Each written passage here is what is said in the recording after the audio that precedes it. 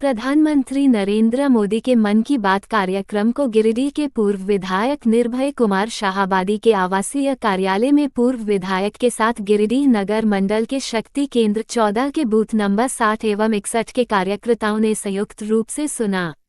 कार्यक्रम उपरांत पूर्व विधायक निर्भय कुमार शाहाबादी ने कहा कि प्रधानमंत्री ने अपने तीसरे कार्यकाल के मन की बात की दूसरे एपिसोड में हस्तकला के बारे में प्रमुखता से बताते हुए कहा कि देश में खादी के कपड़े का इस्तेमाल और इसकी खूबसूरती ने विदेशों में भी अपनी पहचान बना लिया है।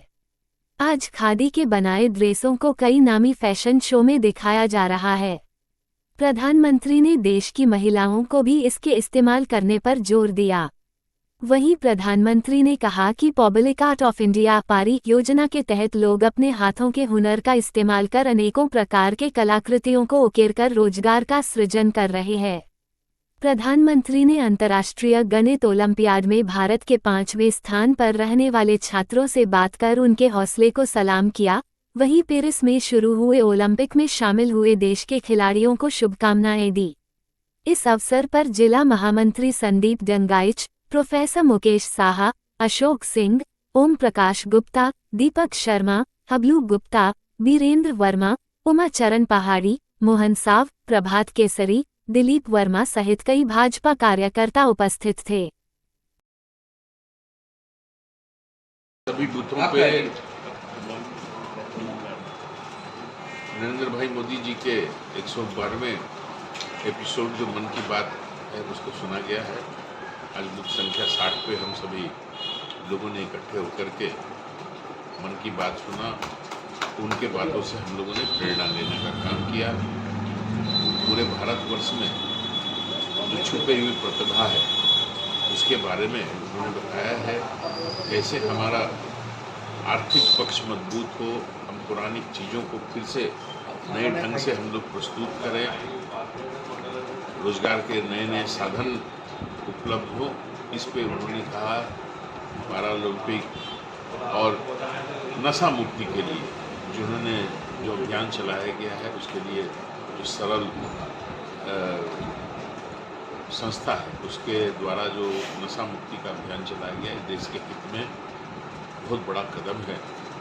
और उन्होंने इस बात से पूरी देश की जनता को अवगत कराने का काम किया। हम माननीय प्रधानमंत्री जी को आभार प्रकट करते हैं कि देश की छुपी हुई प्रतिभा, छुपे हुए जो हमारे पुरानी चीज़ें हैं उसको अपने मन की बात के माध्यम से देश की जनता को समर्पित करते हैं। इसके लिए उनको कोटि-कोटि धन्यवाद। आदरणीय प्रधानमंत्री के द्वारा जो नई पहल करके इस परंपरा की शुरुआत की गई थी मन की बात एपिसोड का, उसके 112वें एपिसोड में हम लोगों ने 243 नंबर बूथ पर मन की बात कार्यक्रम को सुना, जिसमें साफ समझ में बात आ रही थी कि अपने आदरणीय प्रधानमंत्री जी के द्वारा खादी ग्राम उद्योग को बढ़ावा देने के पर बल दिया जा रहा था, हैंडलूम उद्योग पर बल दिया जा रहा था और सबसे प्रमुख बात है जो ये 2 वर्षों से चल रही है, घर घर तिरंगा फहराने के अभियान पर बल दिया जा रहा था। इससे परिलक्षित हो रहा था उनकी बातों से कि आत्मनिर्भर भारत को और भी गतिमान करने के लिए वो इन सभी बातों पर प्रकाश डालने का काम किया है। प्रधानमंत्री जी के मन की बात का ये नई जो तीसरी सरकार बनी इसका दूसरा एपिसोड था और ये मन की बात का 112वां एपिसोड था जो कि हर बूथ पर सुना गया और हमने भी अपने बूथ 60 पर इस कार्यक्रम को सुना। इसमें प्रधानमंत्री जी ने बहुत से ऐसे अनछुए और अनसुने, अनकहे, अनदेखे चीज़ों को जनता के सामने रखते हैं और निश्चित रूप से देश के हर व्यक्ति को ये मन की बात को सुनना चाहिए और देश के जो बहुत सी बातें जो हम लोग आज तक नहीं जानते उसको समझने की कोशिश करना चाहिए। नशा मुक्ति के लिए प्रधानमंत्री जी ने आज आह्वान किया। उसी के साथ साथ ओलंपियाड, मैथमेटिक्स ओलंपियाड के लिए प्रधानमंत्री जी ने बताया जो लोगों ने पूरे विश्व में परचम लहराया उनसे बात की। इसी प्रकार प्रधानमंत्री ने जो ओलंपिक में भारत के खिलाड़ी जा रहे हैं उनको शुभकामना दी, विजय की, गोल्ड मेडल लाने की शुभकामना दी।